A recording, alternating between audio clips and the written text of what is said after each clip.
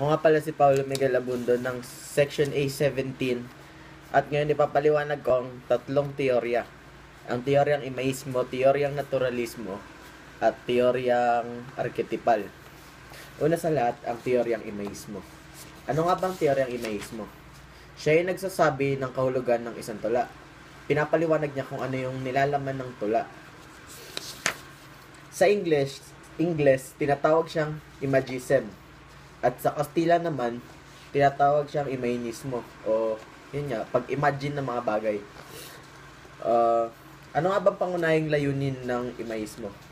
Pangunahing layunin niya talaga na mailarawan ng ganap o malinaw ang isang paksa. Nagbibigay ito ng eksaktong paglalarawan. Ayon kay Hulme, kailangan magtanggal sa tula ng mga hindi importanteng salita kasi mas pinapahaba niya yung tula. At pag ganun, parang nawawalan ng interes nawawalan ng interes yung mga nagbabasa.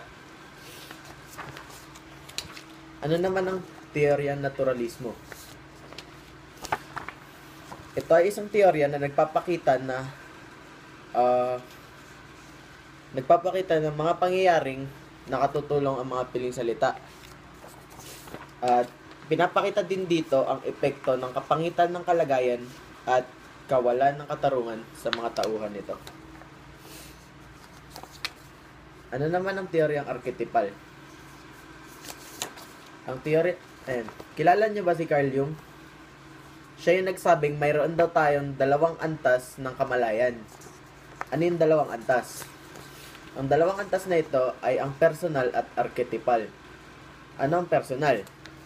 Ang personal ay nagtatago ng mga alaala ng nakaraan. At ang arketipal naman, siya yung nag-iingat sa pinagsama-samang alaala na nakapaloob sa mga imahe at simbolismo.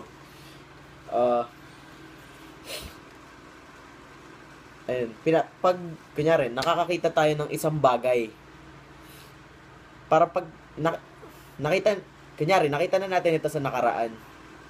Pag nakita natin ito sa kasalukuyan, maaalala kaagad natin kung kailan natin siya nakita at kung saan. Yun ang arketipal.